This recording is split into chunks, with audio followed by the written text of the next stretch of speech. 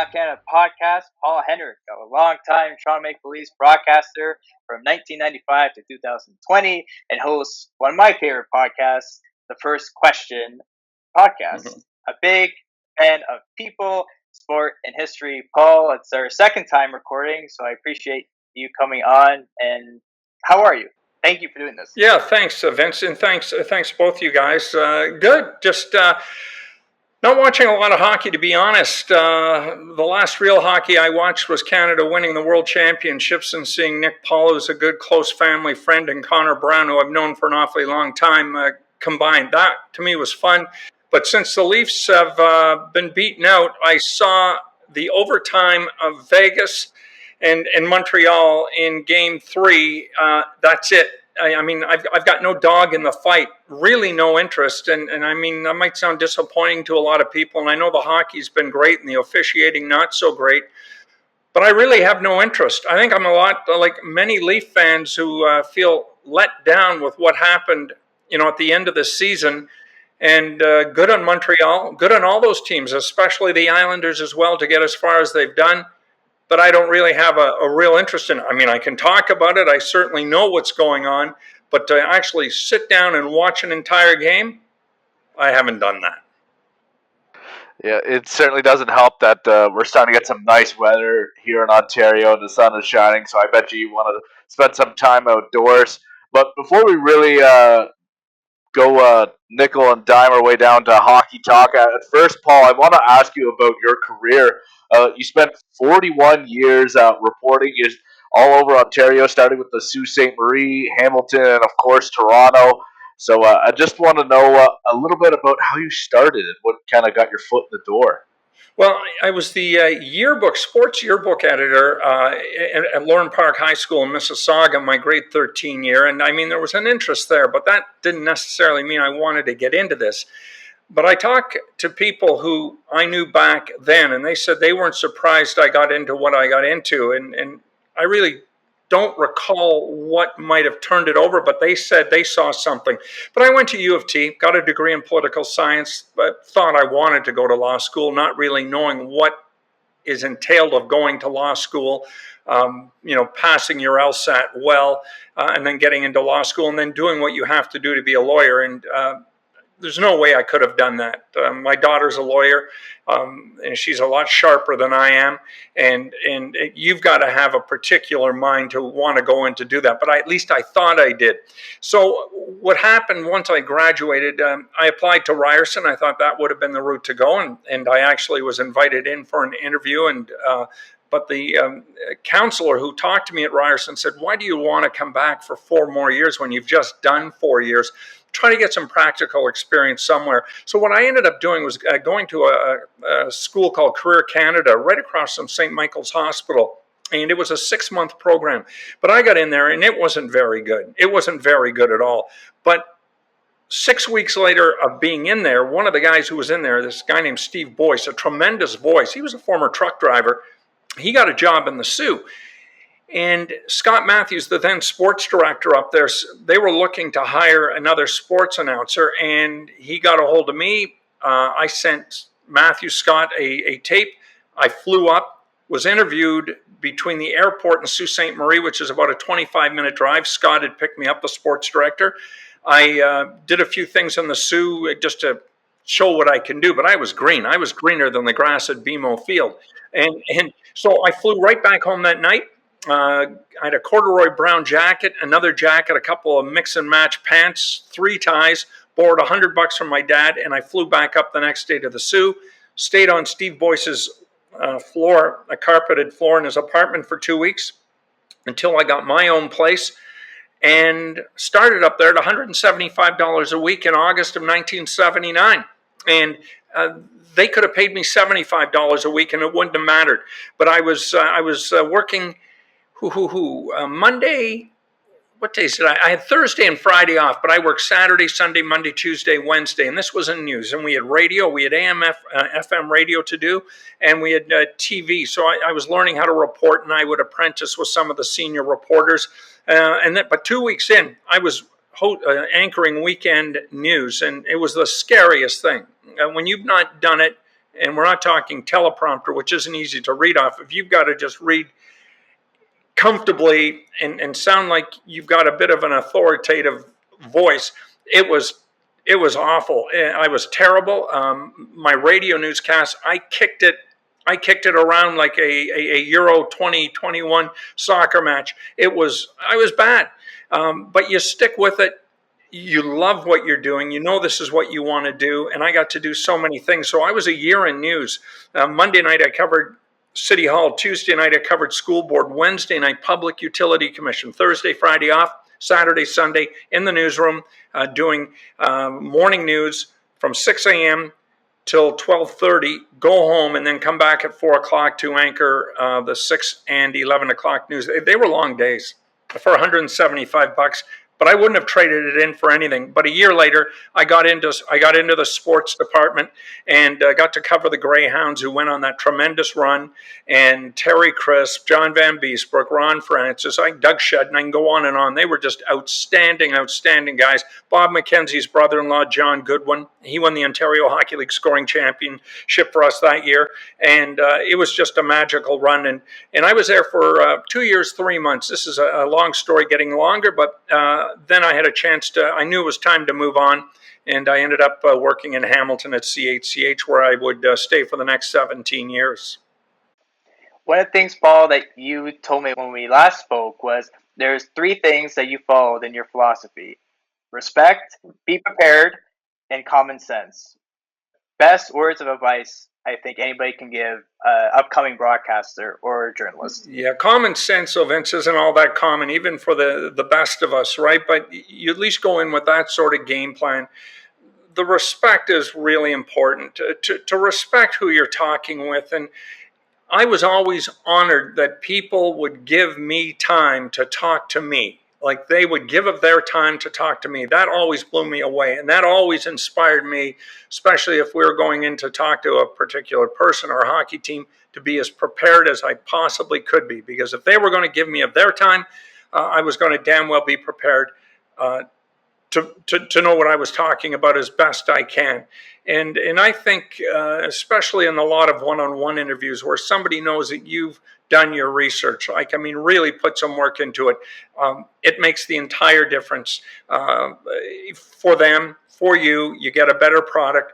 But again, the respect is the one thing. And I think we may have talked about it, Vince. I forget, I've done so many of these now. But, you get a lot of, and I hate to use the term punks because it sounds so derogatory, but you get a lot of punks on social media who've never had to do this for a living, never had to do it every day. They've got their newspaper guys that they don't like. They've got their television guys that they don't like.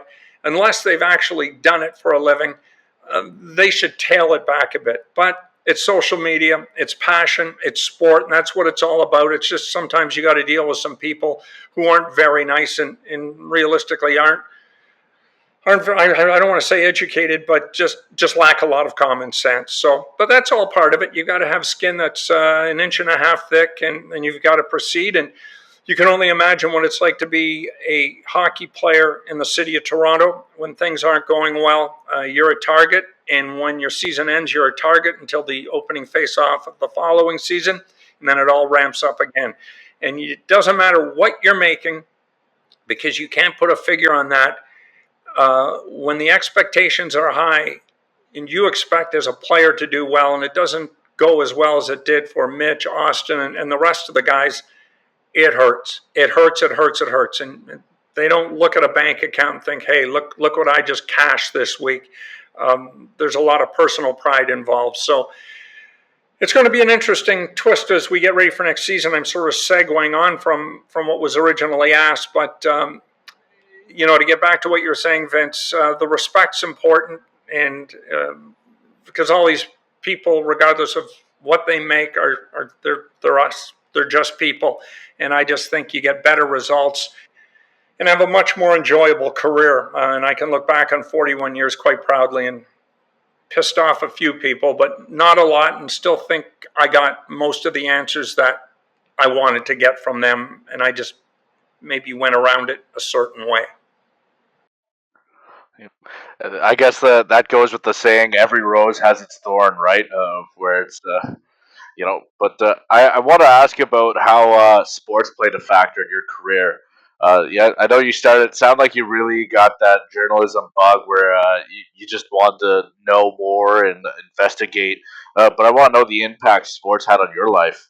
With all this being said, Well, yeah, you know what? I grew up in Noranda, Quebec, and it's the hometown of Dave Keon. And I was 10 years old when the Leafs last won their Stanley Cup. And I got the bug the year before in 1966, and I really enjoyed watching goaltender Roger Crozier lead Detroit as far as he did in 65. No, 66. They ended up, I think, losing to Montreal. Anyway, he won the Conn Smythe Trophy just as the goaltender, despite not winning the Stanley Cup. And then the following year, the Leafs they win the 2 rounds and win the Stanley Cup, and the excitement that went with it. I was from Noranda.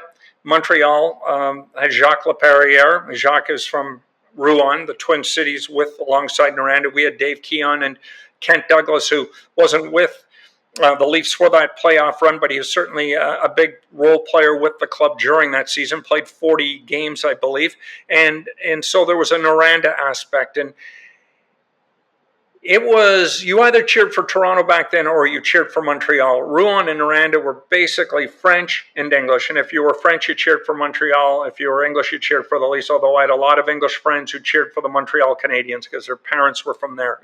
My best friend, Ted Brewer, growing up. And there was nothing I wanted more than to see Montreal lose. So to see the Leafs win the Stanley Cup that year, in a year where they shouldn't have won it, I think they finished third in the regular season. But managed to beat Chicago and then beat the Montreal Canadiens in the final. It was so exciting. So the bug is lit. And then my sister Susan, her best friend then was Christine Hellman. Christine's mother's sister, Christine's aunt, was married to Dave. And I remember Hugh Hillman calling my mom. We lived on Gatineau Street in Noranda, 65 Gatineau, apartment, 3-bedroom apartment. Tell Paul to get over here quickly. Dave's going to be here in about 15 minutes. Well, I beat it down the street as quickly as I can and waited in the backyard. And then all of a sudden, at least 10 days to 2 weeks after winning the Conn Smythe Trophy and the Stanley Cup, there's Dave Keon. And it was just, oh my God.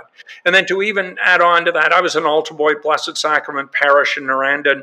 I was the altar boy under my parents' instructions and Monsignor Caulfield's request. I did Monday to Friday Mass at 8 a.m. and then I went to school. My dad would drop me off en route to work. He was a geologist. And but because of that, I got to do all the weddings. I got to do all the funerals. And for a kid with hockey cards being 5 cents a pack, you'd get 50 cents a funeral and usually $1 a wedding, and that resulted in a lot of hockey cards and that bad gum. But I had access to that. But at 8 o'clock Mass, Monday to Friday in Noranda, there was a Polish family, and then just on the other side of the aisle, Dave Keon Sr. and his wife. So Dave Keon's mom and dad, they were there all the time. And I remember Dave's dad passed away. I'm going to go January 71 or somewhere around then. And myself and Ted Brewer got called out of grade 7 on a Monday morning, cold, bitterly cold day. We were going to the church to be the altar boys for this funeral. Entire Toronto Maple Leaf Hockey Club's there. The church is packed. The Keons were a very well-known family, and I remember telling Dave that we got $5 for that funeral. Dave, we got $5. So when I'm telling you, you get 50 cents for a funeral, multiply that by 10 times, and it was that's quite a pay raise. It was quite big. So the bug is there, and you're a Leaf fan, right? You're a Leaf fan. The other thing is my dad's from Ottawa. My mom's from Perth. I grew up being a diehard Ottawa Rough Rider fan. Russ Jackson, the quarterback of the Ottawa Rough Riders, those great years through the 60s. I went to his football school in 1970. And between the Leafs and the Riders, they dominated everything.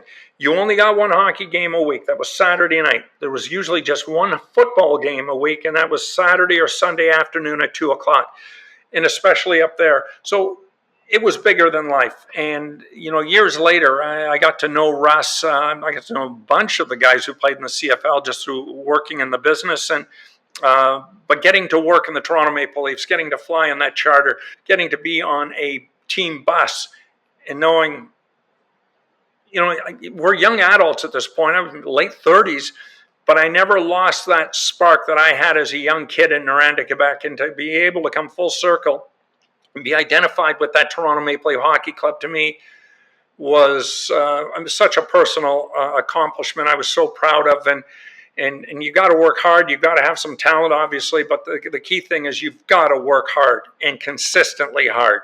And not all days are going to go great, but the passion for sport was always there. 69 Super Bowl, Joe Namath defeating Baltimore and the Jets. We had one NFL game a week, too, up there, and that was Sunday afternoon at 1 o'clock. Usually it was Fran Tarkenton and the New York Giants. That's what we got. But I could watch anything. I'll walk by, High Park where I live, and I can't wait for Little League Baseball to get back. But if there's a game going on, House League or otherwise, I'm stopping to watch. I used to play Little League ball. We were in the Northern Ontario Championships. My dad coached. I was a catcher. I loved it. And the spark's always there. It's a passion. Same with you guys. I could ask you the same thing, and you guys would say the same thing with your own personal stories. So it goes back to then. But the Leafs, the Ottawa Rough Riders, and then any other sport that transcended that, I just had a natural interest in. Did you have any doubt, Paul, between professionally and personally of falling in love with sport? Was there any doubt? No, it's always, at one point or another. It's always been there. It's interesting now. I'll get a newspaper, like old-fashioned newspaper, and I don't go to the sports section anymore. I go to the business section. I'm looking at real estate and a whole bunch of other things that just interest me more now. But I'm on Twitter. I'm getting all the information that I need, following the regulars that I need to tell me what's going on. It's a great time in Canadian tennis. The weekend between Germany and London, I was watching Shapovalov and AA do their thing.